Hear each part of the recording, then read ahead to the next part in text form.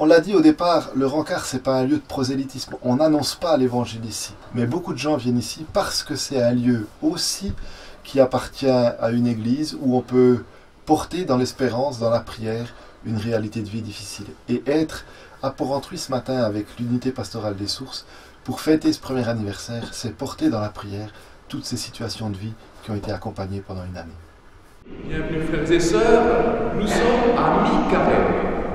Comme dans les matchs, à la mi-temps, nous sommes à mi-carême. Ça peut être un temps supplémentaire pour faire encore une pause supplémentaire, pour se reposer les bonnes questions, pour voir dans le fond où est le chantier de notre vie, le chantier de nos choix, de nos discernements. Et puis aujourd'hui, nous fêtons aussi le dimanche des personnes malades.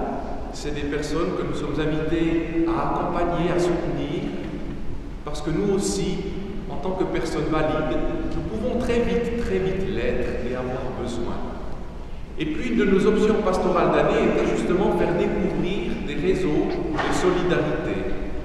Il y en a un particulièrement dont nous avons la joie de fêter la première année d'existence durant ce week-end. Eh bien, c'est le Rancard. Le Rancard qui était une idée qui a germé dans l'esprit du diacre Jean-Charles Moutet, ici présent. Et puis, il y a aussi Isabelle Mellinger qui est à l'Assemblée. Et à deux voix tout à l'heure, ils vont nous parler de leurs expériences durant cette première année d'existence. Soyez les bienvenus. Ce premier anniversaire du Rancard que nous fêtons est une belle occasion de nous ouvrir à ces réalités de vie difficiles et à cet instant de voir comment la parole de Dieu peut être, là aussi, un lieu d'espérance. Chloé me dira combien ça lui a fait du bien de savoir qu'elle pouvait se lâcher librement et qu'elle ne serait pas jugée et que ce qu'elle disait au Rancard ne serait pas rapporté plus loin. Le Rancard lui a offert un espace où dire sa colère, où dire sa révolte, où dire ses peurs. Un espace où elle pouvait être Chloé, en toute confiance. Le Rancard est un haut lieu d'expression des psaumes d'aujourd'hui.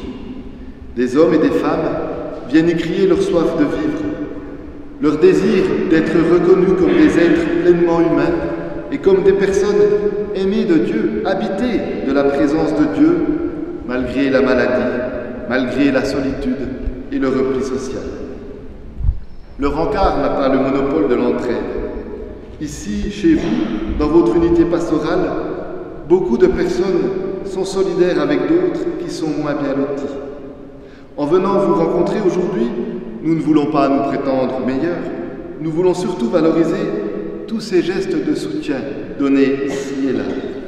En lançant le Rancard, nous imaginions que ça pouvait répondre à un besoin, à une attente. Et après une année, nous ne pouvons pas nous empêcher de penser à ces quelques personnes qui sont venues ici dans des moments absolument difficiles de leur existence, où il fallait un lieu pour pouvoir déposer des choses, pour continuer de vivre.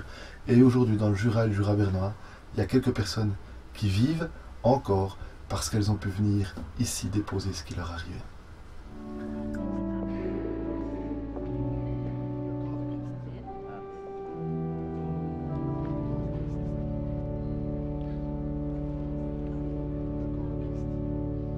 Après une année, je suis encore toujours extrêmement touchée de voir la confiance avec laquelle les gens viennent nous parler.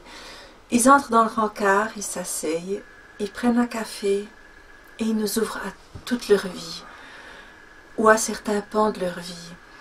Et ça, pour moi, c'est encore toujours extrêmement émouvant et très gratifiant aussi. Alors le bilan après une année, c'est 910 situations de vie accueillies dans le Rancard. Ça représente 750 personnes différentes. Ça veut dire que la moitié de ces gens qui sont venus pour prendre de l'information, parce que pour la plupart, il y a une problématique pas très loin dans la famille, dans les proches, qui fait dire que le Rancard, ça pourrait être une ressource à laquelle on pourrait faire appel à un moment donné. Mais c'est la moitié de ces situations, des accompagnements plus ou moins de longue durée. Alors voilà, on verra si on fait un appel vraiment pour d'autres personnes, pour nous épauler. Mais en tout cas, on se réjouit beaucoup, je me réjouis beaucoup de voir que ce rencard répond à ce qu'on avait pensé qu'il serait. Au cours de cette première année, on a aussi mis en place le site internet du Rencard sur lequel on trouve toutes les informations relatives au stationnement, aux prestations que le Rencard peut offrir. Mais c'est aussi un lieu de témoignage où beaucoup de personnes, de groupes que nous avons visités au cours de cette année, ont laissé des traces écrites de ce qui a pu être vécu, partagé en lien entre les bénéficiaires du Rencard et puis les gens des paroisses, les gens de différents mouvements, différents groupes, différentes associations sur le territoire du Jura bernois.